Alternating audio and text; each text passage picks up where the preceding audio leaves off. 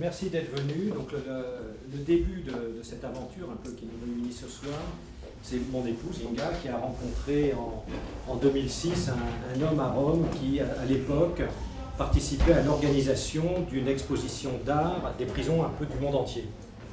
Avec Inga, qui réalise un film sur l'art en prison, nous avons eu envie de l'amener à Paris. Et nous travaillons avec l'organisation allemande et nous en avons parlé à Dorossi qui a dit c'est magnifique, je prends cette exposition à Paris. Et puis une fois qu'on s'était dit très bien, on a la galerie pour 2 mois.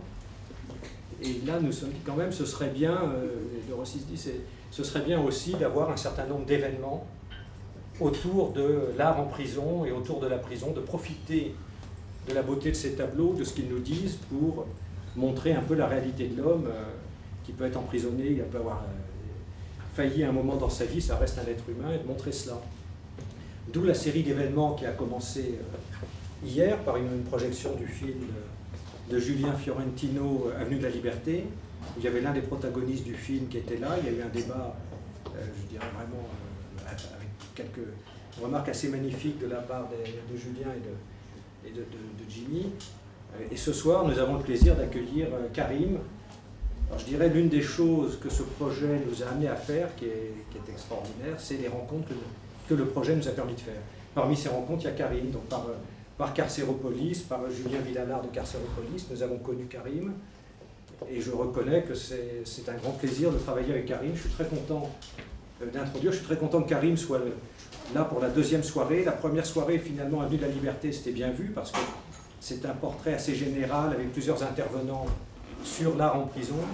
Et aujourd'hui, on a un témoignage d'une personne, je pense, remarquable et qui peut parler à la fois de la prison et de ce que c'est de s'en sortir.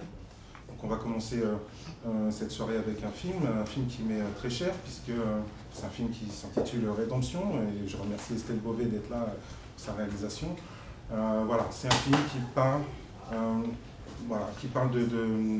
vous le verrez, de sujets très communs finalement, en lien avec la fragilité, etc. Des sujets sur lesquels finalement je m'étais jamais beaucoup exprimé. Et donc là, c'était vraiment une prise de risque pour moi que de parler de cette fragilité qui a été cette rédemption pour moi, et tout ce que vous pourrez voir dans ce film. Et comme le jour à la nuit, le bien et le mal, la violence, elle a son contraire aussi, la bienveillance. Et cette bienveillance, oui, ça a fonctionné, c'est une équation qui a fonctionné. Quand j'ai constaté qu'espérer du bien m'apportait du bien, de la même manière qu'espérer du mal m'apportait du mal, j'ai vu que je pouvais être le professeur des mathématiques de ma vie. Le pardon, pour moi, c'est le sens de la vie. C'est vraiment ça. Et le pardon nous fait vivre, en fait. Comme l'espoir fait vivre. Mais le pardon, moi, m'a fait vivre. Il m'a fait résister à la survie. Et il m'a donné la vie. Si je n'avais pas réussi à pardonner un jour, je serais mort, c'est sûr. Je le sais. Ça m'a sauvé la vie, le pardon. Je serais mort en prison ou bien je serais mort après la prison, après avoir tué les gens que je n'ai pas pardonnés. Mais ça aurait été aussi simple que ça. Le pardon m'a réinséré, le pardon m'a fait devenir qui je suis, le pardon m'a donné du goût à la vie. Et aujourd'hui, j'ai véritablement l'espoir et la sensation qu'un jour je serai pardonné.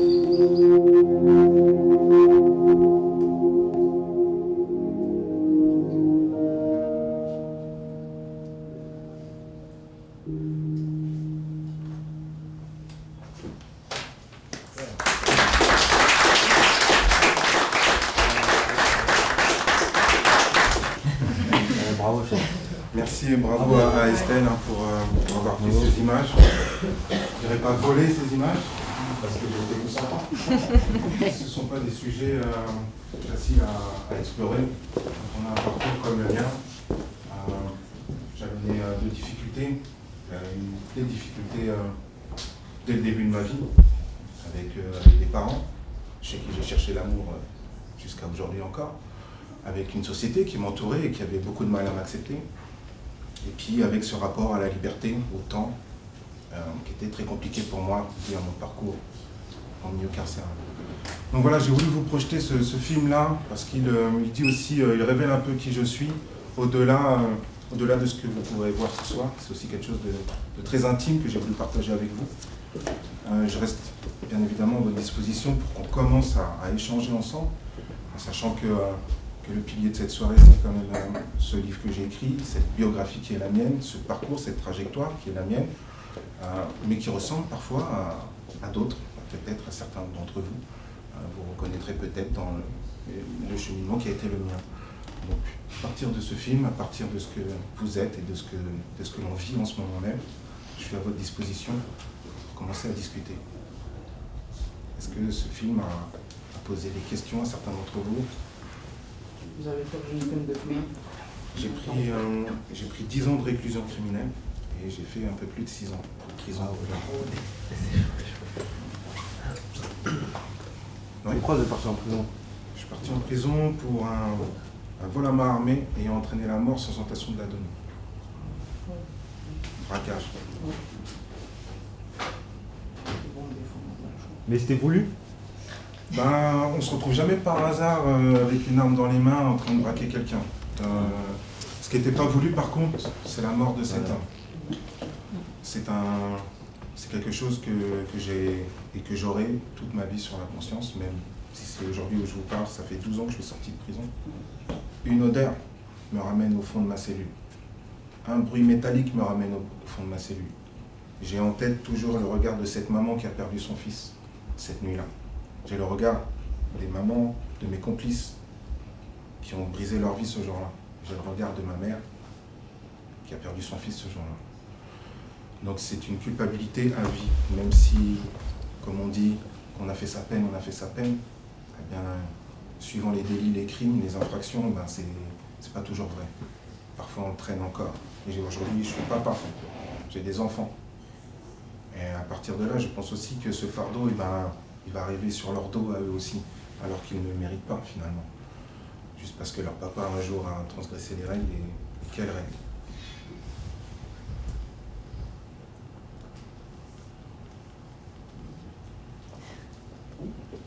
Comment vous avez l'impression de transmettre la culpabilité à vos enfants? J'ai pas l'impression vraiment de la transmettre, c'est une idée que je me fais, une idée certainement reçue. Je me dis que forcément ça va transpirer sur eux, forcément, le parcours de leur père. En plus, c'est pas comme si j'étais un ancien détenu qui ne parle plus jamais de la prison. Aujourd'hui, je suis quelqu'un qui va en prison pour parler aux détenus, pour parler aux surveillants, pour parler à l'administration pénitentiaire.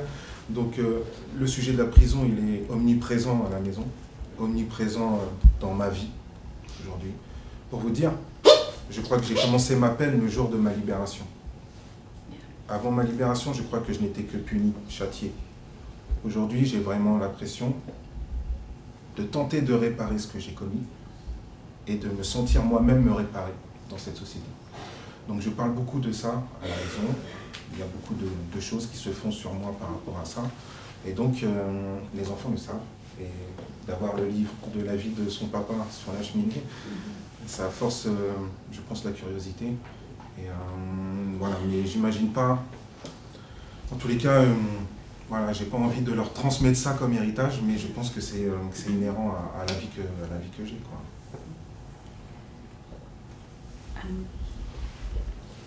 Ça a été quoi le déclic en prison, justement, du fait de vouloir s'en sortir et de ne pas être dans cette spirale négative?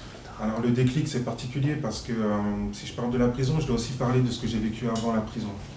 Moi, de l'âge de 12 ans jusqu'à 18 ans, j'étais en foyer d'éducation spécialisée. On va dire des foyers de la PJJ, Protection Judiciaire de la Jeunesse. Et donc j'étais un jeune en galère, en grande difficulté.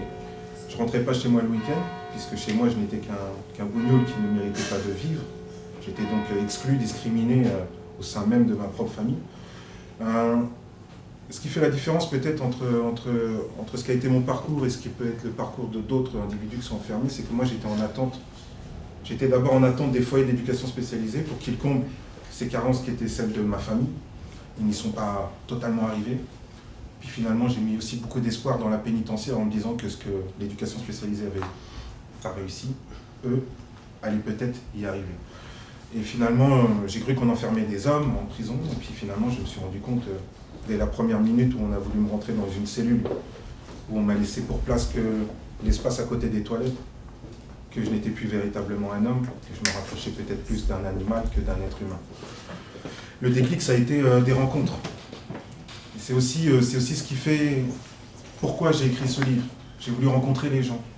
J'ai voulu rencontrer les gens à travers mon parcours, sauf que je suis qu'un homme et je ne peux pas rencontrer des milliers de gens dans le même instant. Et je me suis dit qu'il me fallait un support, quelque chose d'universel, qui puisse toucher plein de gens en même temps. Et le déclic pour moi, ça a été beaucoup de rencontres, que des rencontres.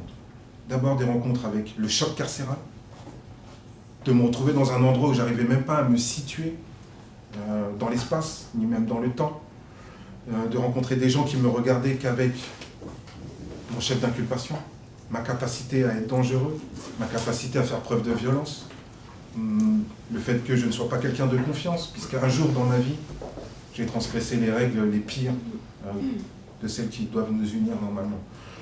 Ça a été des rencontres avec des détenus. Il n'y a pas que des gens mauvais en prison. Ils l'ont tous peut-être été une fois, à un instant dans leur vie, mais à côté de tout cela, et j'ai même envie de dire devant tout cela, il y a des individus vivants, humains, et qui ont un cœur. J'ai rencontré des gens qui n'avaient rien à gagner à me donner des bons conseils. J'ai rencontré le plus vieux détenu de France. Quand je le rencontre, ça fait 37 ans et demi qu'il est en prison. Et moi, j'arrive, j'ai 18 ans. Et il me dit, écoute Karim, quand je te vois, je me vois il y a 25 ans, quand je suis rentré en prison. Et il me dit, écoute, reprends tes études. Essaye de faire des efforts de réinsertion. Prépare ton jugement. J'étais en mandat de dépôt criminel. Donc j'attendais 36 mois de mandat de dépôt. Donc pendant 36 mois, pas de perspective de libération. Pas d'espoir de vie, pas de projet de vie, pas de projection. Et donc j'étais en mode 22 heures sur 24 dans ma cellule. Avec des gens que je n'ai pas choisis. Avec une promiscuité totale.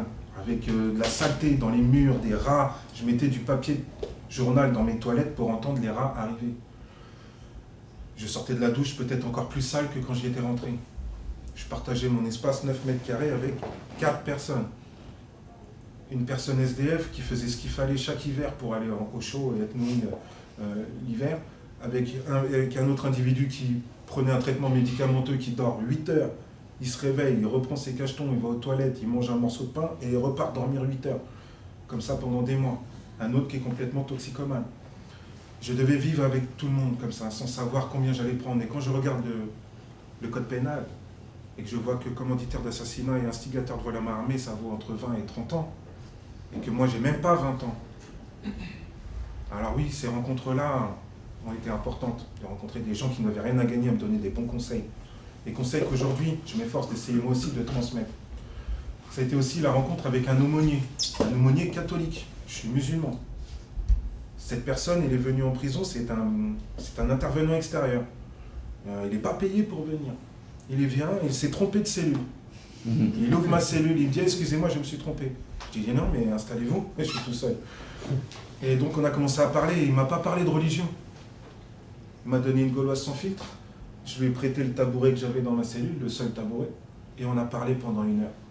Et on a parlé de toutes ces douleurs, de ces souffrances que j'avais en moi, ces incompréhensions, ces questions que je me posais sur pourquoi moi, pourquoi est-ce que j'ai fait ça, comment est-ce que la société va me récupérer, est-ce qu'elle a encore envie de moi, est-ce que vaut mieux que ça s'arrête maintenant, est-ce qu'ils veulent que je meure ou est-ce qu'ils croient en ma capacité de changement. Et il a mis des mots sur mes douleurs. Et ça m'a apaisé. Je ne suis pas devenu catholique, je suis toujours musulman, mais il m'a donné une autre vision de la vie. Il m'a donné un autre espoir. Il m'a donné cette confiance en moi, celle de ne pas baisser les bras. Ça a été un co-détenu cubain qui venait de Cuba, qui s'appelle Isidro et qui aujourd'hui, je regrette qu'il n'ait pas ses toiles ici. Mais Cuba, la situation ne peut pas partir comme ça. Il y a un embargo, etc. C'est quelqu'un qui a essayé de fuir son pays. Il m'a expliqué qu'il a essayé de fuir son pays sur des bidons, sur des radeaux de fortune. Il a essayé plusieurs fois, puis finalement, chaque fois, s'est fait attraper, et puis il repart là-bas. Et puis il était en prison en France pour une injustice. Il n'avait pas compris sa peine, il n'avait pas compris ce qu'on lui voulait. Il avait rencontré une touriste française qui venait régulièrement à Cuba, et puis ils avaient noué des liens. Et elle est tombée enceinte, il est venu en France. Son père était gendarme, et lui c'est un Cubain. avec 2 couleurs. Et son père n'a pas accepté ça. Et il l'a accusé d'avoir violé sa fille. Et il est tombé en prison. Il a pris 10 ans sans avoir même pu se défendre. Et quand je rencontre cet individu qui s'enferme 10 jours dans sa cellule et qui, avec 15 rouleaux de papier de toilette, va vous faire une danseuse étoile en tutu. Et vous n'imaginerez même pas que c'était fait avec du papier toilette. C'est des rencontres comme ça, quelqu'un qui ne savait pas pourquoi il était là et qu'il était complètement à l'autre bout du monde, de son monde, de chez lui, enfermé dans un chef d'inculpation qui n'est pas glorieux quand on est en prison, d'être enfermé pour viol, pédophilie. C'est très mal vu. Et d'autant plus quand vous êtes innocent en plus.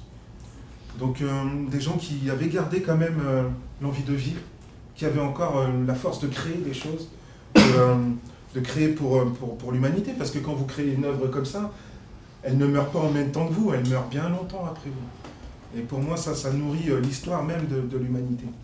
Et donc quelqu'un de cette générosité, alors qu'on lui a tout pris, sans qu'il ait compris quoi que ce soit, j'ai trouvé ça, que ça forçait le respect. Et de forcer le respect, je ne peux pas juste me contenter de le regarder, il faut aussi que je puisse m'en inspirer. Et donc dans sa générosité, il a su me donner beaucoup plus que ça, en me donnant de la sincérité, de l'authenticité, des choses dont je me suis nourri à son contact. Un autre individu qui était professeur de philosophie arabo-musulmane de l'autre côté de la Méditerranée, avec qui j'ai fait mes 2 dernières années. Quelqu'un d'une bibliothèque vivante, j'ai envie de dire, vous avez n'importe quelle question dans votre tête, vous lui posez et il vous y répond très très simple et de manière très humble. J'ai compris que voilà, il fallait être curieux, il faut avoir envie d'apprendre les choses. Et j'ai compris que moi qui demandais à la société de changer, il fallait que d'abord je sois en capacité de lui montrer que moi j'étais capable de changer. Je voulais convaincre la société de m'accepter, mais par l'exemple. Pas parce que je lui demande, pas parce qu'elle me le doit. J'étais comme vous ici, on n'était pas vivants en 1789, non loin d'ici sur cette place. Des gens ont perdu un morceau de leur corps pour qu'on ait nous ici des droits, des devoirs et des valeurs surtout. J'ai donc été très attaché, les déclics pour moi ça a été aussi ces 3 mots forts au-dessus de la porte de ma cour d'assises. Il y avait 3 mots, liberté, égalité, fraternité. J'ai été condamné pour et par ces valeurs. Sauf que dans ma cellule, je peux vous assurer que j'ai regardé chaque centimètre carré. Et à aucun centimètre carré, j'ai pu revoir ces mots. Liberté, égalité, fraternité. J'ai donc été révolté. Je me suis dit, la justice, c'est celle qui nous garantit le vivre ensemble. Il y a longtemps, Rousseau l'a écrit, on a fait un contrat social qui nous a séparés de notre droit de nature, celui d'être plus fort que l'autre, d'exercer sa force sur l'autre, pour prendre le pouvoir. On a accepté de mettre notre nature de côté pour vivre ensemble dans nos différences. Et là, au nom de la justice, je vis une injustice. Ça m'a révolté. Ça n'a pas été une révolte pacifique, sur le coup, parce que la prison, c'est la violence en condensé, c'est des frustrations en continu, c'est de la douleur, c'est de la souffrance. Donc, quand vous comprenez ce genre de choses-là, vous les vivez différemment. Depuis que je suis sorti, j'ai toujours cette révolte, j'ai toujours cette envie de défendre ces valeurs et d'en vivre, mais je m'y prends autrement. Donc j'étais dans mon engagement à l'intérieur par rapport à cette révolte, j'étais en reflet à ce que la prison m'offrait finalement.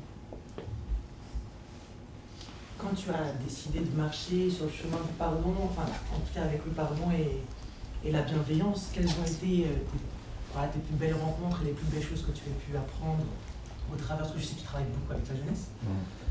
Voilà, quelles étaient les plus belles leçons en fait? Le pardon,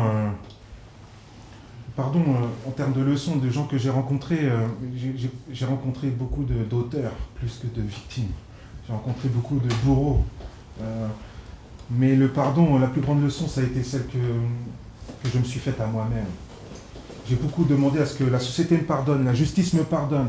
Je voulais qu'on me pardonne pour ce que j'étais. Un jeune maghrébin issu d'un quartier qui avait fait la plus grosse connerie de toute sa vie. Puis finalement, de la même manière que je demandais à la société de changer, si je demandais à ce qu'on me pardonne, il fallait que moi aussi je montre que j'étais capable de pardonner. Et quel meilleur pardon que de pardonner ces 2 personnes qui ont voulu me tuer à mon plus jeune âge, c'est-à-dire mes parents. Il a fallu que je pardonne mes parents pour ensuite être pardonnable, en tout cas à mes propres yeux. Et je le vois qu'effectivement, comme je l'expliquais tout à l'heure, dans ces mathématiques de la vie, j'ai vu que quand j'espérais du mal, il m'arrivait du mal en continu. C'était une avalanche de mal qui me tombait dessus. Et j'ai vu aussi que de faire ces efforts personnels, internes, intérieurs, profonds, c'est dur, ça pique. C'est plus dur que de taper sa tête contre le mur et de la voir saigner. Parce qu'on se tape à l'intérieur de soi. J'avais rien à regarder autour de moi si ce n'est des murs. Et dès lors que j'ai changé mon regard, que je me suis regardé de l'intérieur, j'ai exploré un horizon qu'encore aujourd'hui, j'en vois pas le bout. Il y a tellement de choses en nous qu'il faut juste accepter de se regarder autrement. Donc j'ai accepté de me regarder autrement. J'ai voulu convaincre par l'exemple que j'étais capable de pardonner et que du coup, j'ai aujourd'hui cette réelle sensation qu'un jour je serai pardonné, à la fois par les hommes, mais puisque j'ai cette dimension spirituelle, j'ai aussi l'espoir qu'un jour Dieu aussi saura me pardonner. Et chaque jour qu'il me donne en plus me montre qu'effectivement il est plus enclin à me pardonner puisqu'il me laisse du temps encore pour y travailler. Donc ce sont ces leçons-là, de pardonner aux gens qui nous ont fait le plus souffrir, c'est véritablement ce qui m'a aidé à renaître. J'ai dû détruire complètement ce qu'on avait voulu faire de moi pour faire celui que vous voyez aujourd'hui. Et celui que vous voyez aujourd'hui, c'est juste la somme de tout ce que j'ai pu prendre de meilleur chez tous les gens que j'ai rencontrés autour de moi durant toute ma vie. Et donc, tu parlais de la jeunesse. J'aime rencontrer la jeunesse parce que moi, j'ai 17 sœurs. J'ai pas de grand frère, j'ai pas de petit frère. J'ai 17 sœurs avec 5 belles mamans. Et si j'avais eu un grand frère, j'aurais souhaité qu'il me donne ces conseils-là. Et si j'avais eu un petit frère, j'aurais souhaité lui donner ces conseils-là. On ne devient pas un homme en allant en prison. Ça, c'est le message important. Et la prison, je la conseillerais même pas à mon pire ennemi. Tellement je suis sûr que ça ne le fera pas changer en mon ami. Et pourtant, ça vous a fait changer, vous. Oui, mais pas la prison seule. J'ai mis beaucoup de lumière. J'ai forcé la prison à m'aider. Quand j'ai vu qu'en fait, pour moi, la prison, elle était là pour deux choses. Une, mettre à l'écart les individus les plus dangereux dans notre société. Parce qu'ils causent des dégâts, ils causent des délits, ils font des dégâts autour d'eux. Et la deuxième mission, qui pour moi, je mettrais en premier, c'est celle de tout mettre en œuvre pour réparer ces individus et faire en sorte que demain, dans notre société, on puisse avoir confiance en eux. Aujourd'hui, la prison ne fonctionne pas. Et tout le monde le sait. Même les employeurs, lorsque vous sortez de prison, être en prison, c'est encore un rideau. Pourquoi? Si on pensait que la prison fonctionne, on devrait avoir confiance en quelqu'un qui sort de prison. C'est donc tout un système qui est malade. Et la prison, je l'ai forcé à m'aider. Quand je vous dis ça, vous savez, je suis rentré en prison, j'avais 0 diplôme. Je suis ressorti, j'avais 5 BEP, CAP dans les métiers du bâtiment. J'ai passé mon bac littéraire. J'ai passé mon brevet d'éducateur sportif. Et j'ai dû faire la grève de la faim 13 jours pour avoir accès à une formation technique. J'ai dû menacer d'une grève de la soif pour avoir un transfert dans un établissement qui me permettrait de poursuivre ma formation. C'est dans ce sens-là où je dis que j'ai aidé la prison à m'aider. Voilà. Elle est esclave de la surpopulation, elle est esclave de cette politique sécuritaire où on envoie les gens en prison tant que c'est possible. Sauf que c'est une grande école, la prison, oui, c'est HEC. C'est la haute école de criminalité. Mais moi, demain, aujourd'hui, j'aime aller rencontrer les surveillants dans les prisons, discuter un peu avec eux de leur dimension humaine et sociale, lorsque l'on est un surveillant. Pourquoi est-ce qu'on a choisi un homme pour ouvrir la porte à un autre homme? On aurait pu faire comme dans certains pays, on appuie sur un bouton et vous avez toutes les cellules du bâtiment qui s'ouvrent. Là, on a choisi un homme. C'est bien pour qu'il utilise sa dimension humaine et sociale. Je pense que le surveillant doit être l'interlocuteur privilégié des individus qui sont enfermés. Et donc, à ce titre-là, il a cette responsabilité d'utiliser et d'user et d'abuser même sa dimension humaine et sociale. Il contribue de manière la plus large à la réinsertion d'un individu. On m'a demandé de me réinsérer alors que je n'étais même pas inséré. C'est comme si vous essayiez de rentrer un carré dans un triangle. Vous allez essayer un moment, mais vous vous rendez compte à un moment que c'est peut-être dans l'autre sens qu'il faut que ça rentre. Redevenir quelqu'un que je n'avais jamais été, j'ai jamais su le faire. Refaire des choses que je n'avais jamais faites, je n'ai jamais su le faire. Et en prison, lorsque l'on offre un matelas au sol à côté des toilettes, est-ce que c'est comme ça qu'on attend à ce que je me répare et que demain, je ne récidive pas? La prison, c'est très difficile. Elle est faite aujourd'hui pour les plus forts de caractère, de mental et de psychologie d'entre nous. On n'est pas tous, l'égalité des chances, c'est un leurre à ce niveau-là. On n'est pas tous égaux en termes de psychologie, de structuration intellectuelle, de capacité, de seuil de tolérance à la douleur, à la souffrance, etc. Et donc, c'est pas juste. Et donc, l'injustice dans la justice, il y a quelque chose qui ne va pas. Donc oui, effectivement, je me suis réparé, mais comme je vous l'ai dit tout à l'heure, il y a encore certaines fragilités. Ça n'a pas été facile d'être un père. Ça n'a pas été facile d'être un mari. Ça n'a pas été facile d'être un ami. Et ce n'est pas facile non plus d'être un homme, tout simplement. Alors, je compose avec tout ça, parce que, comme je vous l'ai dit tout à l'heure, ma peine a commencé le jour de ma libération. Et pour moi, là, je m'amende aussi, en même temps que je vous réponds. Je m'amende lorsque je m'adresse à des jeunes et que je leur passe ce message. Ils le feront ou pas. Je ne suis pas ni leur père, ni leur grand-père, ni leur frère. Je suis juste un homme qui parle à un autre homme en devenir. Et je me dois, il y va de ma responsabilité d'homme et aussi de citoyen que de venir m'exprimer en face des gens. Et j'attends pas à ce qu'on m'applaudisse de me dire que c'est bien ce que j'ai fait. C'est pas un one-man show. Je viens pas faire un spectacle. Je viens raconter ce qu'a été ma vie, ma trajectoire, mon histoire. Et si elle peut être utile dans la tête de l'un ou de l'autre, eh bien j'ai tout gagné. Personnellement, c'est aussi très égoïste ce genre de démarche. On est là à dire qu'on fait les choses pour les autres, mais très profondément, très intérieurement, je sais aussi que je l'ai fait énormément pour moi aussi, pour finir cette réparation. Et si j'ai commencé ce chantier, c'est pour que mes enfants n'aient pas à le terminer. Parce que je suis peut-être le maçon des failles de celui que je suis, mais c'est pas à mes enfants de me réparer. Je leur dois d'être le plus solide à côté d'eux pour leur garantir un avenir. Toi, tu soulignais, comme tu travailles auprès de la jeunesse, tu sais comme moi que des clichés se développent dans l'imaginaire collectif chez les uns et les autres. La jeunesse et la prison, ça peut être l'école, diplôme pour devenir un bonhomme. Et ceux qui sont complètement étrangers à la réalité des personnes en difficulté, que ce soit en banlieue ou autre, la prison font les raccourcis au jugement. Ils sont en prison, c'est bien fait pour eux, ils n'avaient qu'à pas faire le con.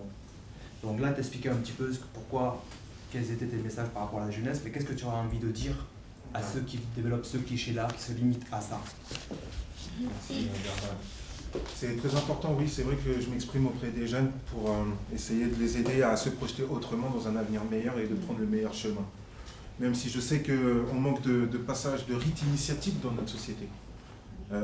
Si on vivait dans une tribu dans l'Amazonie ou dans la savane, peut-être qu'il nous faudrait aller attraper un lion et ramener son cœur dans le village pour montrer qu'on est un homme. Ici, c'est pas facile. Il n'y a pas de lion où ils sont en cage. Et on n'a pas le droit d'aller prendre leur cœur. Par contre, on a besoin de ce rite initiatique pour se sentir changer d'état. L'état d'adolescent à celui d'un homme. Et c'est une étape universelle.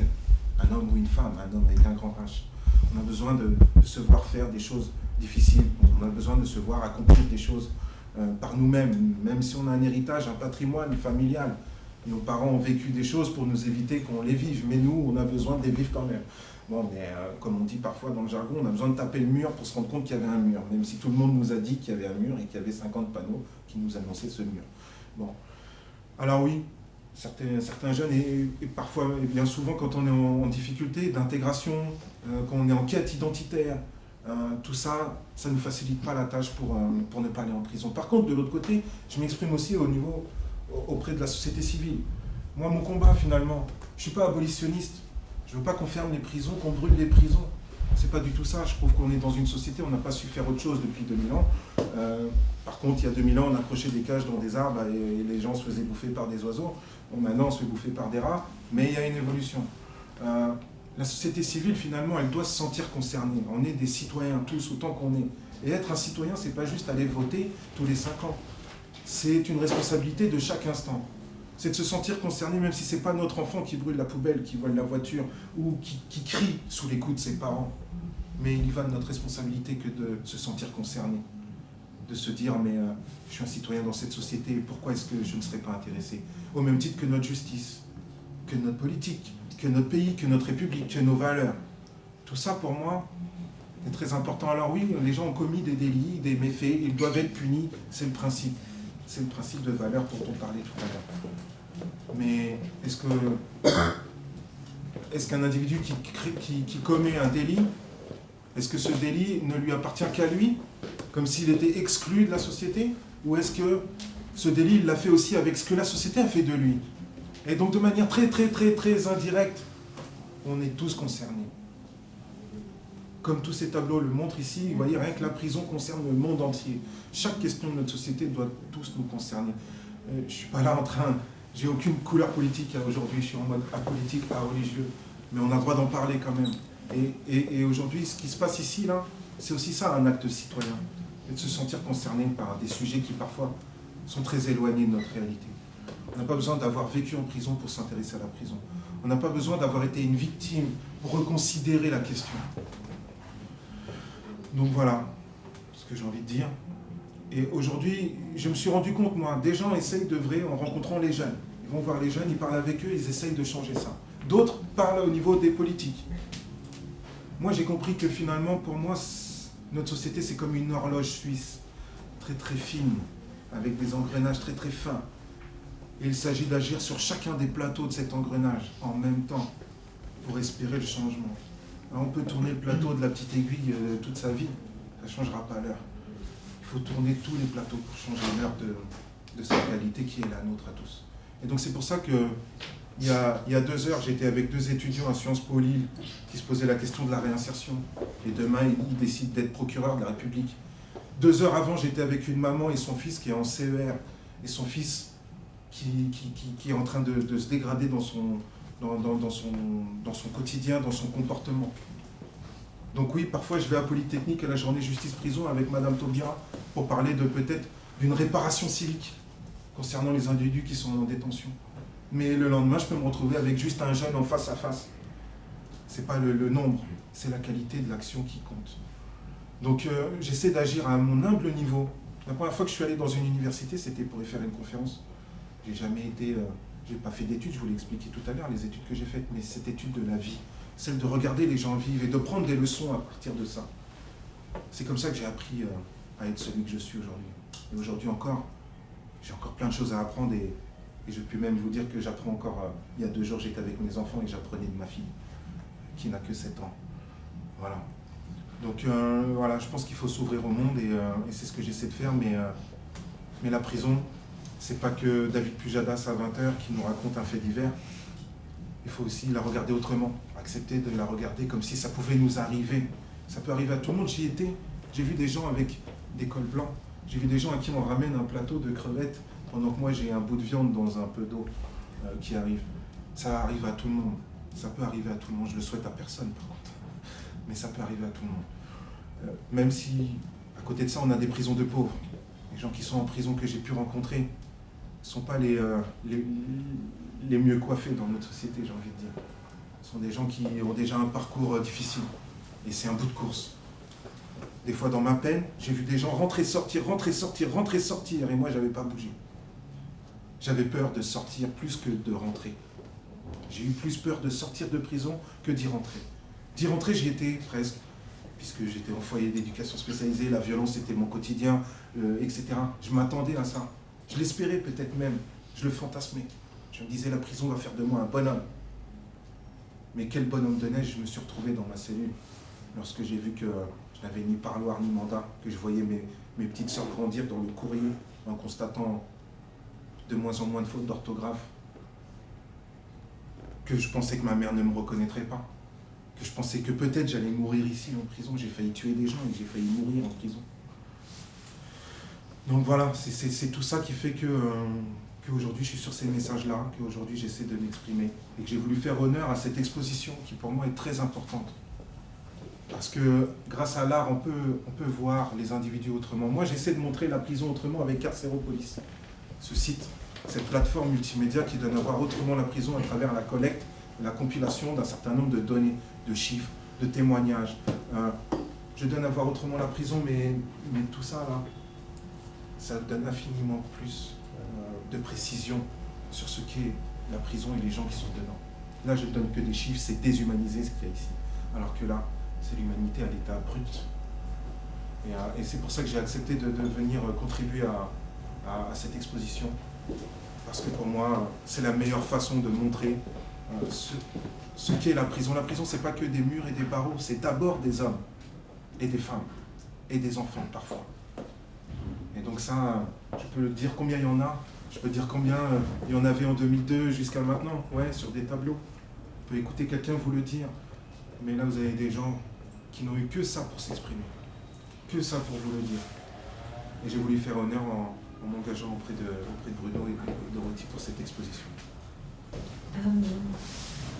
J'aimerais dire quelque chose pour le présent, si je peux.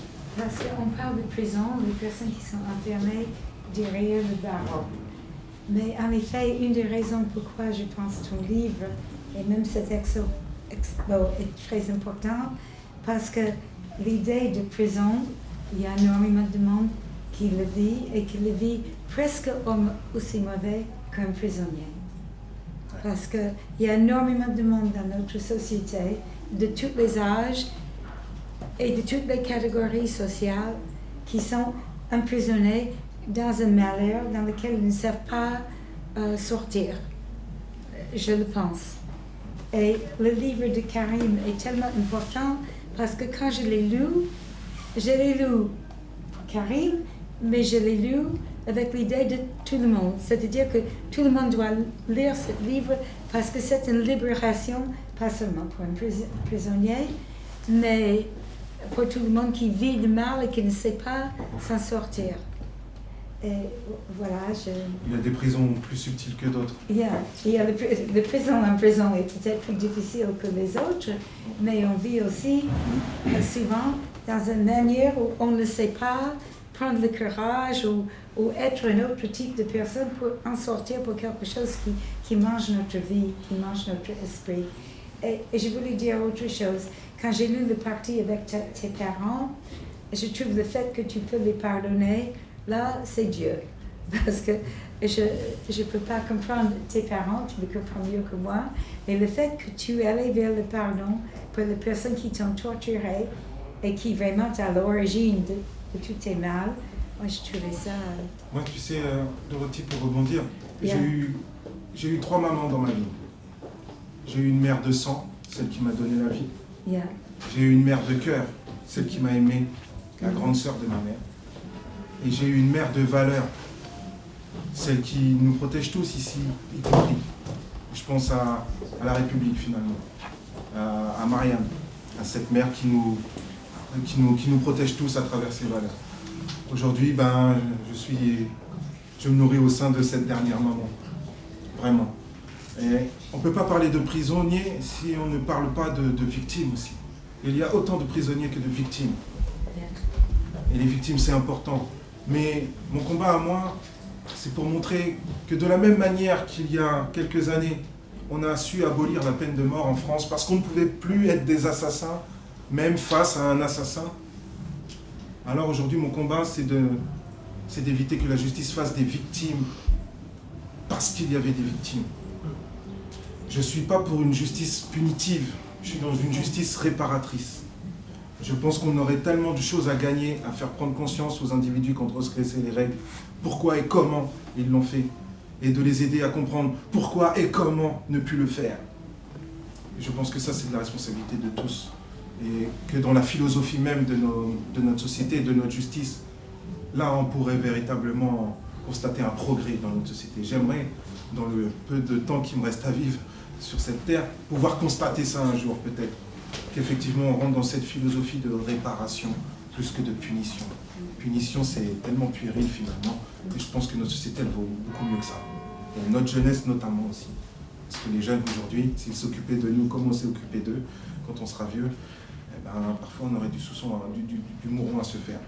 Mais il faut respecter cette jeunesse parce que c'est aussi les hommes de demain. C'est la société qu'on vivra demain, elle sera faite et composée que de nous. Et donc, je ne veux pas avoir de regrets en tournant ma tête aux portes de la mort en me disant mais qu'est-ce que j'ai à regretter? Si j'ai à regretter des choses que j'aurais simplement eu à dire, je trouverais ça tellement dommage et je partirais tellement pas tranquille. J'ai envie vraiment de me sentir bien, d'avoir dit tout ce que j'avais à dire. Avec mon analyse, mon regard, ma trajectoire. C'est pas la vérité, c'est ma vérité. Et voilà. J'ai une question, parce que quand on voit ton parcours, quand on lit ton livre, on t'entend aujourd'hui, tu as une personnalité, une force qui t'a permis d'avoir ce parcours et aujourd'hui de regarder et de se dire beaucoup de choses sont possibles. Également, quand on voit ces tableaux, tu en parlais tout à l'heure, mais il y a des gens ici qui ont des peines très longues. Il y a des tableaux comme celui de l'homme qui est là, ou la tour de Babel là, c'est quelqu'un qui est en prison pour la vie, probablement, et qui réussit quand même à faire des choses pareilles. Mais est-ce que vous êtes des exceptions et qu'est-ce qu'il faudrait faire dans les prisons? Alors, il n'y a sûrement pas une solution facile, mais qu'est-ce qui manque pour que vous ne soyez pas que des exceptions et que la prison permette vraiment ce côté réparateur? Qu'est-ce qui manque le plus? Pour moi, finalement, il manque une chose simple, mais essentielle. C'est-à-dire de faire confiance en l'individu et sa capacité à changer. Si on fait confiance aux individus, moi j'étais en cellule, on me ramène à manger dans ma cellule à telle heure.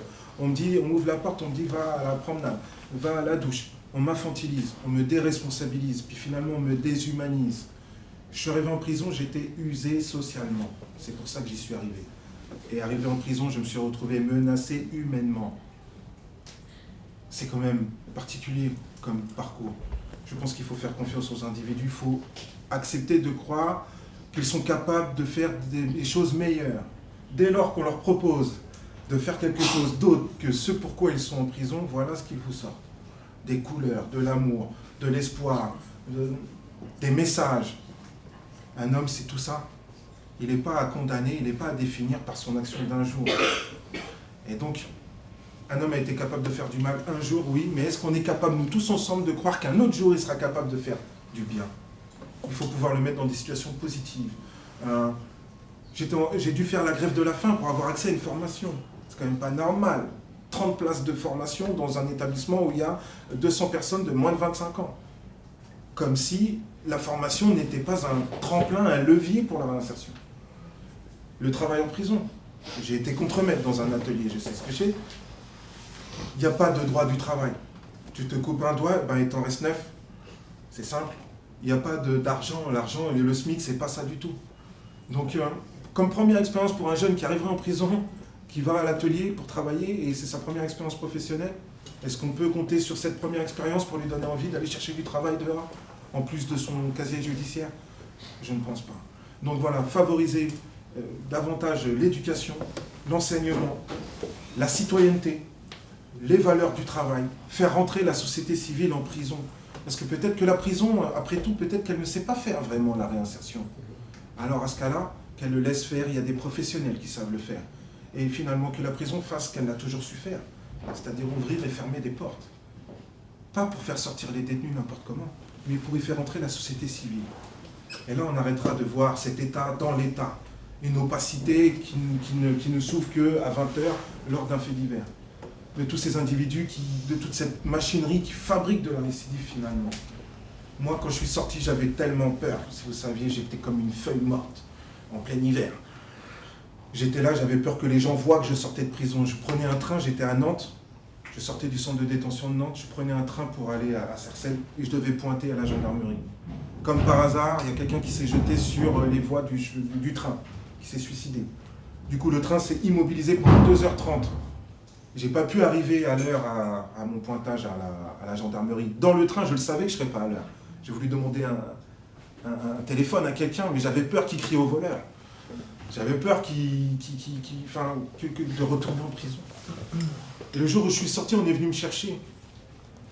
Un ami, entre guillemets, un ami de prison est venu me chercher avec le dernier Audi, en me disant, écoute Karim, à l'armée, ta spécialité c'était les explosifs. On a un Brinks à faire. T'as 100 000 € pour toi la semaine prochaine. Et ben en 2 secondes, j'ai fait le choix de lui dire, ramène-moi à la gare le plus vite possible. Parce que jamais plus je retournerai en prison. Jamais plus. En tout cas pour ces raisons-là. Aujourd'hui j'y vais, c'est moi qui tape à la porte, je pose mes affaires et je vais rencontrer les détenus. Donc voilà, c'est de laisser rentrer la société civile, c'est de faire confiance aux gens. Et c'est de les mettre dans des situations positives, arrêter de les faire se faire manger par des murs tout simplement. Leur donner de l'espace. On a des prisons dans d'autres pays, et on ferme des prisons parfois. Pour des raisons qui ne sont pas celles qu'on pourrait avoir ici, parce que notre culture, notre histoire du pays n'est pas la même. Je pense à la Suède, à la Finlande, au Danemark, au Canada. On a d'autres formes de justice, on a d'autres formes de prison. Je pense qu'on ne peut pas faire du copier-coller avec tout ça. mais qu'au moins on pourrait se donner la peine de s'en inspirer, tout simplement. Donc voilà, je pense qu'il faut accepter de voir la prison autrement, de la faire évoluer en même temps que notre société. Elle est restée figée dans le temps, cette prison, cette justice aussi. Cette mascarade qui a été mon procès. J'avais l'impression peut-être qu'il aurait fallu que je paye mon billet pour aller au théâtre. Parce que c'était ça. Ma condamnation était déjà faite avant la fin de mon procès.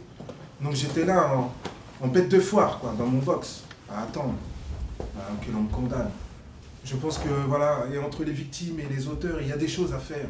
Il y a des gens qui se posent la question de pourquoi est-ce que moi, on m'a choisi pour être une victime, quoi.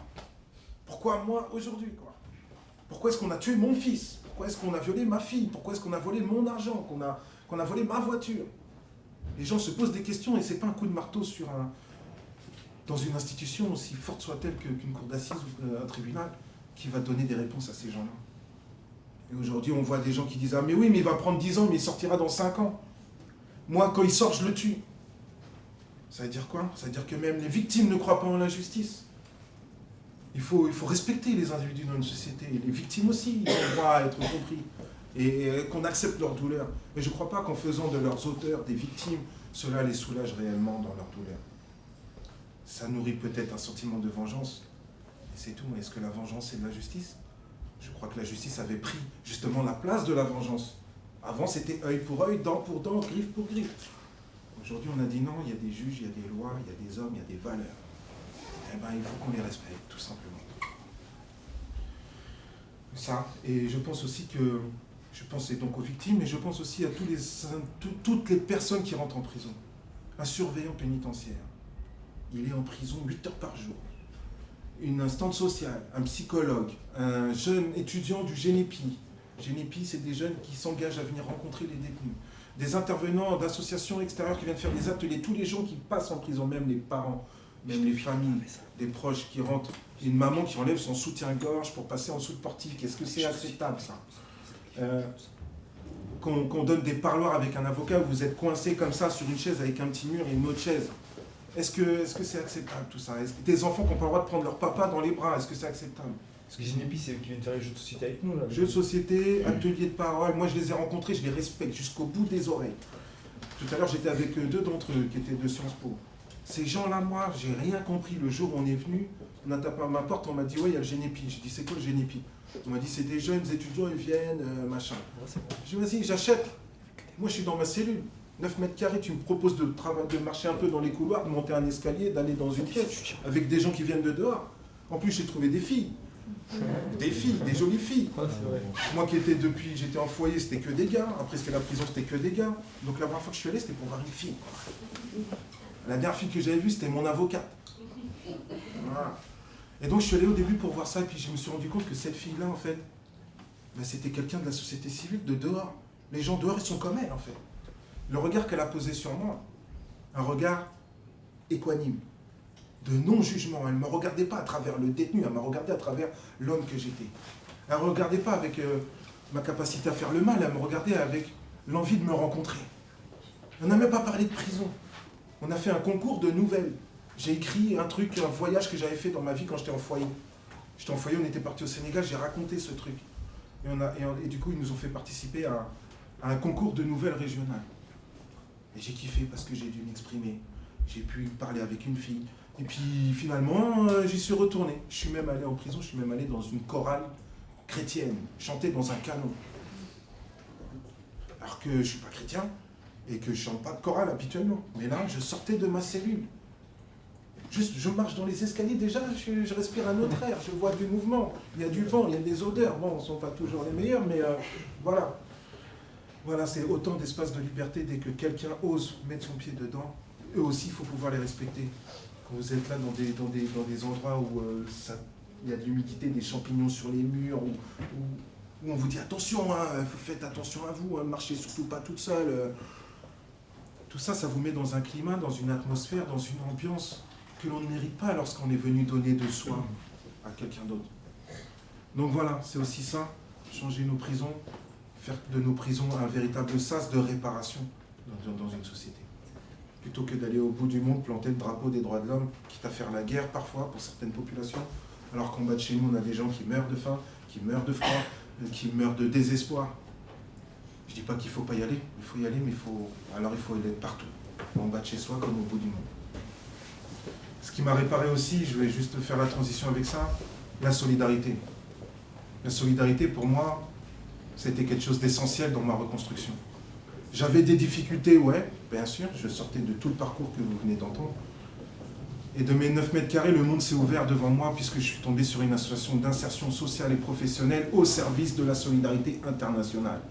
C'est-à-dire qu'on récupérait du matériel médical, sportif et scolaire, qu'on remettait en état et qu'on allait offrir à des gens, à des populations en proie à des difficultés fortes dans les pays du Sud. Je me suis vu, moi, en difficulté, moi qui pensais avoir la souffrance du monde sur le dos, aller rencontrer des gamins en Inde avec qui je n'arrivais même pas à parler, parce que je ne parle pas leur langue. Mais je me suis retrouvé à creuser des trous avec eux pour qu'ils aient un terrain de sport. Je me suis retrouvé à faire de la peinture avec eux pour qu'ils aient une salle informatique. Je me suis retrouvé à réparer des bouquins pour qu'ils aient une bibliothèque. Je me suis vu, moi, en difficulté, venir en aide à des gens en difficulté. Et ça, je peux vous assurer que ça m'a beaucoup aidé dans ma réparation. La solidarité, elle est essentielle dans la réparation de quelqu'un. Je pense qu'elle est essentielle aussi dans le cheminement citoyen d'un individu. On ne peut pas dissocier la solidarité. La solidarité, je pense qu'il faut l'injecter à forte dose en détention. La seule fois où on m'a demandé de faire un acte de solidarité quand j'étais en prison, je vais vous dire ce que c'était. C'est lorsqu'un surveillant-chef d'une maison d'arrêt s'est mis une balle dans la tête avec son arme de service parce qu'il avait été accusé d'avoir ouvert la porte des mineurs pour que ces mineurs aillent voir un détenu qui lui-même abuserait d'eux. Ces mineurs ont fait une expertise médicale, ont prouvé qu'ils avaient été violés à plusieurs reprises et ont porté plainte. Ce surveillant-chef s'est vu invité par la gendarmerie à venir faire sa déposition et aller faire sa garde à vue. Et il est donc parti à prendre son arme de service, s'est mis une balle dans la tête et il a écrit quelque chose avant de mourir. Elle a dit voilà, ça fait 20 ans que je suis dans la pénitentiaire, toute ma famille est dans la pénitentiaire, je ne supporterai pas de faire 5 minutes de l'autre côté de la porte. Ça c'est quand même quelque chose pour moi. Et donc là, il y a un détenu qui est venu me voir avec une panière pour me dire il faudrait que tu donnes un peu d'argent pour l'enterrement du surveillant. Alors que 15 jours avant, un détenu était mort au mitard, pendu post-mortem, après avoir été passé à tabac, les côtes étaient perforées, le poumon avait été perforé par les côtes cassées, et la cause de la mort était une hémorragie interne. Et la personne est venue me voir, même pas avec une chaussette trouée, pour me demander quoi que ce soit. Voilà l'acte de solidarité qu'on m'a proposé en détention. J'ai évidemment refusé, même si éthiquement, voilà, la mort d'un homme, c'est la mort d'un homme. Mais voilà, l'acte de citoyenneté le seul acte de citoyenneté que j'ai fait m'a valu 45 jours de mitard. Un mineur qui était donc au mitard nous disait à la promenade des majeurs, j'en ai marre, je vais me suicider. On a décidé, comme un accord avec tous les détenus qui étaient dans la promenade, de bloquer la promenade. On ne rentre pas de promenade tant que vous n'avez pas sorti ce mineur qui dit qu'il va se suicider. Et donc là, je me suis retrouvé à me faire taper dessus par des CRS, à me faire tirer dessus par des CRS dans la promenade. Et j'ai pris 45 jours de mitard. Voilà. Ça a été pour moi comme si j'allais manifester dans la rue avec des banderoles pour dire c'est pas bien ce qui se passe, sauf que là, il n'y a pas de rue, il n'y a pas de banderoles. Mais pourtant, c'est pas bien ce qui se passe quand même. Donc voilà, je trouve que c'est quand même malheureux d'en venir à devoir mettre sa vie en jeu pour défendre ses droits, pour défendre ses valeurs, dans un endroit qui est pourtant garant de ses droits et de ses valeurs. Voilà. On pourrait t'écouter des heures. Le sujet est passionnant et je pense que tu as gagné, on sent que toi, tu as une belle âme par rapport à ce genre de choses. Moi, je vais être très factuel. Je te dis, on peut t'écouter des heures. Je vois à travers ces tableaux, je vois ton investissement sur Carcepolis. Donc, on voit aujourd'hui qu'il y a plus de 85% des jeunes qui sont en prison qui ont un niveau CAP, c'est-à-dire qu'ils ont un problème d'éducation de base par rapport à ce genre de choses. On voit les infrastructures d'office d'HLM ou autres, où tu as des gens aujourd'hui qui vivent dans des appartements où il y a des cafards, enfin, dans un état insalubre juste assez incroyable. Et en même temps, quand on veut, et c'est ton choix de vie aujourd'hui, j'ai l'impression, de participer de près ou de loin, et plutôt de près, à essayer de faire bouger les lignes, il va bien falloir prendre un sujet, parce que la logique c'est de se dire, les citoyens demain, si on leur dit vous votez un budget pour réparer les prisons ou un budget pour réparer les HLM, je pense que le vote va être assez direct vers les appartements au sens large, à genre de choses. On voit qu'on n'est pas capable de diminuer les plus de 140 000 jeunes qui sortent du système scolaire tous les ans, qui fait plus d'1,5 million par décennie. Donc là, dans la logique des priorités des institutions, des gens qui ne sont pas concernés de près ou de loin, peu importe, par rapport à genre de sujet, quel est le point que tu vas prendre, ou l'un des points que tu vas prendre pour traiter le sujet, parce que tu ne pourras pas prendre ça à bras-le-corps, il faut bien en prendre un. Pour moi, c'est le conducteur de tous ces mots dans notre société, le mot MAUX, c'est l'éducation. Miser sur l'éducation, investir sur l'éducation dans les quartiers, investir dans l'éducation dans les prisons, investir dans l'éducation partout où il y a des jeunes. Je pense que si on prend ce prisme-là de l'éducation, ben, on peut avancer sur beaucoup plus de tableaux que si on prend qu'un seul combat. Moi, je ne peux pas être de tous les combats, je l'ai bien saisi. J'en ai choisi un, c'est celui d'essayer de changer nos prisons. Mais dans changer nos prisons, il y a tout ce que tu viens de dire. Et donc, ben, je vais vers ce que la vie me propose, c'est-à-dire qu'elle me met en interaction avec des jeunes, bien souvent. Donc, j'ai compris que c'était ça l'histoire. Donc, je vais dans les quartiers, je rentre dans les cages d'escalier, et pas à 8h du matin, j'y vais plutôt vers 22h, histoire de rencontrer des gens un peu bien camouflés, et de discuter un peu avec eux. Je viens rencontrer des jeunes, mais je vais aller à Brest rencontrer 400 élèves du lycée là-bas, pour parler avec eux, de mon parcours, mais pas que, de la chance qu'ils ont d'être dans un pays qui a une éducation, où il y a de l'école, et que même s'ils ne se rendent pas compte tout de suite, que c'est un peu relou, entre guillemets, d'y aller, de se contraindre, d'être là, écouter, écrire, machin, mais que c'est ça la vie en vérité. Et que si tu fais l'impasse là-dessus, ben, tu vas le payer pendant plus longtemps que ce que tu aurais dû galérer à attendre. Donc voilà, mon combat à moi, il est dans ce sens-là. Si je dois prendre une chose, c'est l'éducation, mais l'éducation au sens large. Il y a l'éducation populaire, il y a l'éducation spécialisée. Voilà, pour moi, c'est vraiment... Et puis même, je crois qu'on doit aussi éduquer nos institutions, nos collectivités, nos décideurs, nos politiques. Et je crois que voilà, on doit aussi nous éduquer chacun à respecter ses valeurs, à les porter haut et fort. Donc tu as, avec ces années d'expérience, tu as trouvé les phrases, les mots, les trucs, les déclics, parce que tu vois ton copain, une relation de pro de loin, lointaine, qui vient te chercher à la gare, et qui, au lieu de te dire je vais te ramener chez toi, te dit viens on va se faire la brains. Donc obligatoirement quelque chose n'a pas fonctionné avec lui, de pro de loin. Bah oui, mais là je sortais juste de prison, donc j'étais pas encore bien mais engagé avec le recul maintenant. Mais avec le recul, il y est allé lui, sur ce Brix. Aujourd'hui il est en prison, avec 2 doigts en moins, parce qu'il est parti trop tard dans l'explosion. Aujourd'hui, avec des gens déterminés aussi, il y a aussi des gens, il y a des jeunes qui transgressent les règles parce qu'ils ont envie de s'affirmer, ils ont envie d'exister, ils ont envie qu'on les reconnaisse, etc. Et puis il y en a d'autres qui le font en connaissance de cause. Et je crois que c'était le cas de cette connaissance que j'avais. C'est quelqu'un qui fera que des allers-retours, qui a décidé que sa vie c'était comme ça et pas autrement, qui pourtant autour de lui a pas mal d'autres exemples. Mais voilà.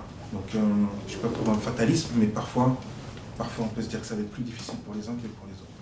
Donc aujourd'hui, oui, j'essaie moi, à travers justement l'engagement civique, on peut parler de la citoyenneté avec les jeunes, on se dit que demander à un jeune de quartier, ou même un jeune de foyer, ou un jeune de prison, de nous dire ce qu'il pense de la police, de la justice, de la République, on va tomber sur des mots assez sympathiques et plein de couleurs.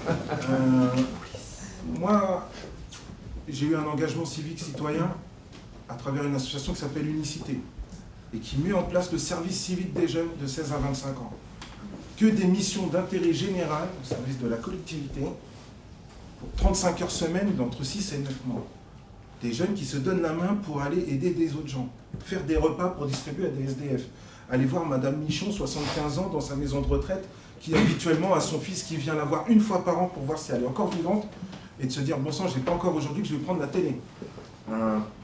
Et de voir ces jeunes-là prendre un gamin qui est à l'hôpital, qui est depuis 8 ans dans son lit d'hôpital, tellement il est malade, et de le mettre dans une paire de rollers, et lui faire oublier son handicap l'espace d'une demi-heure, d'une demi-journée, d'une heure, de 2 heures. Et que ces jeunes se voient être capables de faire ça. Moi, ils m'ont tout appris, ils m'ont appris la citoyenneté, ce qu'était un citoyen. Moi, j'ai voté pour la première fois en 2012, parce que mes droits civiques m'étaient enlevés jusque-là. Et pourtant, j'étais engagé depuis 2006 à l'Unicité. J'ai vu ces jeunes qui venaient de partout. Il n'y a pas besoin d'avoir gagné au loto pour être solidaire. Écouter quelqu'un avec attention et respect, c'est déjà de la solidarité. Le regarder avec compassion et respect, c'est déjà de la solidarité. Donner la main à quelqu'un, enlever un morceau de verre du chemin. Tout ça sont des actes de citoyenneté et de solidarité. Et il n'y a pas besoin d'avoir gagné au loto, pas besoin d'avoir de l'argent pour être solidaire. Et ces jeunes-là venaient avec tous ces doutes, toutes ces questions, toutes ces carences parfois, mélangées entre eux, entre le bac plus 5 et le bac moins 5, avec celle qui fait de la flûte traversière et celui qui ne sait pas écrire son prénom sans faire une faute dedans, se rendre compte qu'ensemble, ils étaient capables de transcender leurs différences au service des autres. Ils m'ont appris beaucoup. Et vraiment, aujourd'hui, je leur suis très, très reconnaissant de celui que je suis devenu et de la vision que j'ai de notre société. Donc, j'ai vu que les choses étaient possibles. Lorsque on y met des intermédiaires, on y pose des passerelles, on y crée des leviers, des tremplins, c'est qu'une histoire de confiance, finalement. Si les jeunes n'ont pas confiance en nous, c'est d'abord parce qu'ils nous ont vus ne pas leur faire confiance. Et donc, voilà, c'est le regard qu'on porte sur l'autre qui détermine aussi ce qu'il va être et ce que va être notre relation. Donc voilà, c'est un peu ça. Je suis désolé, parce que moi je pourrais écouter Karim, très très longtemps. Malheureusement, bon, on a des horaires, après il y a les voisins ici, donc il ne faut pas durer trop longtemps. Je ne voudrais pas qu'on zappe et qu'on ne puisse pas écouter verbal. Bien sûr. Mais Karim, voilà, c'est toujours un plaisir et je crois que c'est une leçon de vie de t'écouter. Donc, prenons cette leçon de vie, les choses sont possibles, allons-y. Très humble. En tout cas, le changement est possible chez l'individu et ça, il faut juste avoir envie de le croire. Je vais vous présenter finalement un petit teaser qui dure 2 minutes 20 pour vous présenter mes engagements finalement et vous présenter Carcéropolis, l'association. N'hésitez pas à aller sur le site, ceux qui veulent plus d'informations sur les prisons. Carcéropolis nous a beaucoup aidé pour pouvoir amener et organiser l'ensemble des soirées qui ont lieu sur le thème de la prison et de l'art en prison au cours des 2 mois. 70 000 personnes deviennent invisibles, effacées du territoire français. En 2012, elles sont détenues dans une des 192 prisons françaises. Que se passe-t-il derrière les murs? Comment vivent ces détenus, les surveillants qui les encadrent et le personnel d'insertion sociale? Est-ce un bon outil pour lutter contre la récidive? À toutes ces questions, Carcéropolis.fr souhaite apporter un éclairage non partisan pour voir la prison autrement. Ça, c'est l'association dans laquelle je mets beaucoup d'énergie, qui aujourd'hui est devenue mon activité principale, parce qu'il me semble plus que nécessaire, primordial, que chacun puisse voir la prison autrement. Je vais faire une transition avec mon ami Verbal Sarrazin, qui a regardé ses œuvres, comme nous ici aussi, mais qui a quelque chose à en dire et à vous les présenter peut-être autrement. D'abord, je voudrais dire merci à Karim. Merci.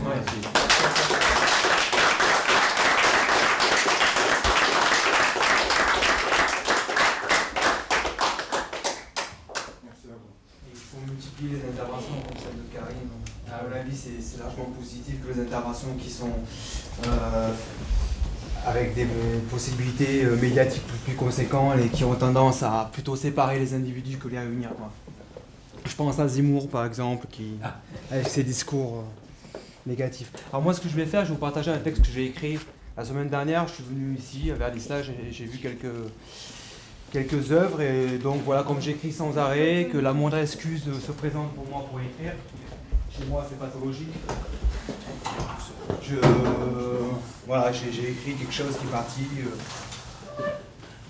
comme ça, donc voilà. Karim a eu l'occasion de le lire et m'a gentiment invité à le partager avec vous, quoi. Donc, au cœur de la capitale, au service de l'ère carcérale, au milieu d'une exposition internationale, mes pensées sont en cavale au rythme des œuvres picturales. Dans cette galerie, des récits de vie pénètrent mes rétines et des peintures m'offrent la routine de l'âme en liberté, des êtres enfermés. Entre incarcération et introspection, création et évasion, au fil de la progression de mes interprétations, la prison me délivre ses passions. Des toiles faites par des détenus venus des 4 coins de la planète me dévoilent le contenu de leur tête. J'observe la qualité de leur travail dans la précision des détails. J'imagine leur secret à travers la justesse et la justice de leurs traits. Frappé par la virtuosité et l'authenticité du sujet. Mais je vous propose plutôt d'entrer dans un mètre carré de liberté. Un dîner en compagnie féminine s'improvise pour combler la solitude. Les fantasmes réchauffent la poitrine, troublés par nos habitudes. Ailleurs, séparés, pour un bref instant de bonheur, une main délicieusement maquillée peine à recevoir sa fleur. Ailleurs, une femme et son garçon. Une séparation est peut-être la raison de ces automutilations. Ailleurs, pas de fenêtre, plan serré du décor. Des pigeons semblent être les seuls messagers du dehors. Ailleurs, des matins se répètent et le maton te guette. Il ne faut pas que tu t'inquiètes si le temps s'arrête. Ailleurs, au milieu d'un ciel de sang, une créature de l'inconscient nous rappelle que les démons sont en prison, à l'extérieur comme dedans. Ailleurs, entre l'enfer et le paradis, je revis la scène de Léonard de Vinci, sous le regard d'un prisonnier d'aujourd'hui. Le dernier repas de Jésus revu par un détenu. Ailleurs, j'ai cru revoir Mondrian sous des formes géométriques. Multiples sont les talents issus des cages de briques. Ailleurs, une babouchka nous parle avec son sourire, forçant un respect sans limite. Sans boire de vodka, je peux lire ce qui l'habite. Ailleurs, on oublierait presque la pénitentiaire par le spectacle des ours polaires. Leur ballet est presque surréaliste et nous invite à rester optimistes. Les lectures sont nombreuses, les peintures sont généreuses de partager ces trésors d'humanité, oubliés ou cachés par nos sociétés. En visitant ces œuvres de qualité, peut-être que le monde cessera ses clichés. De l'ombre à la lumière, il ne devrait plus avoir de frontières. Ma feuille est fière de faire partie du voyage et remercie les personnes nécessaires pour cet hommage. La suite du récit, une autre fois c'est promis. Pour moi, c'est le 15 novembre. Merci.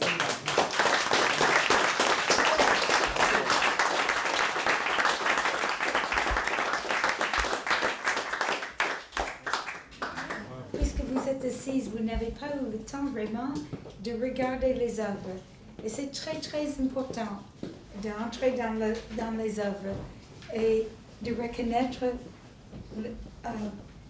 ce que c'est les prisons, mais aussi ce que c'est l'esprit d'homme artiste qui sort à un moment donné pour s'exprimer et s'exprimer profondément. Donc, nous, on a choisi, parmi 250 œuvres, on a choisi cela parce que nous trouvons qu'il y a la force et la beauté. Ici, par exemple, je voudrais dire deux mots pour savoir ce que vous avez manqué. Vous voyez ce tableau ici? Ce garçon a été mis en prison à 16 ans. Il avait 16 ans. Il est resté 8 ans en prison. Et quand il est sorti, sa vie a été changée et aujourd'hui, il est décorateur de théâtre. Et vous pouvez voir dans l'autre pièce un grand tableau vert et c'est lui qui a fait une donation à nous. Et ça, c'est lui à 16 ans. Et j'aimerais parler de cela, parce que ça, c'est un homme qui ne va jamais sortir de la prison. Et ça, c'est très parlant, parce que quand vous regardez, regarde son cœur, et ce qui sort de son cœur. Mais à la fin, ça devient verte, et ça devient une fleur. Donc même qu'il est en prison toute sa vie, et même que sa cœur est déchiré, il a quand même l'espoir et l'amour. Et c'est ça qui sort de ces tableaux aussi. Il y a beaucoup d'espoir, beaucoup d'amour, beaucoup de beauté pure comme artiste, comme cela. Ça, c'est le Tour de Babel. En bas, vous voyez le ghetto de Berlin. Et ensuite, le Tour de Babel, tout en haut, vous allez voir une station de télévision. Et au milieu, vous allez voir beaucoup de symboles que vous allez comprendre en regardant. Donc ça, c'est vraiment un grand artiste. Il y a beaucoup de grands artistes ici. Je tenais à vous remercier tous pour deux choses. L'une, de l'intérêt que vous avez porté à mon histoire, ma trajectoire. et aussi à cette thématique carcérale, de cette souffrance qui est celle de ces gens qui sont en prison. Du temps que vous avez dédié à ça, vous êtes venus jusqu'ici, pour certains de loin, et je vous en remercie vraiment de cet effort-là. Je vous remercie beaucoup, j'ai passé une excellente soirée en votre compagnie. C'est pas terminé. Non. Pour ceux qui ont envie de poursuivre, je serai de l'autre côté à votre service. Et je voudrais dire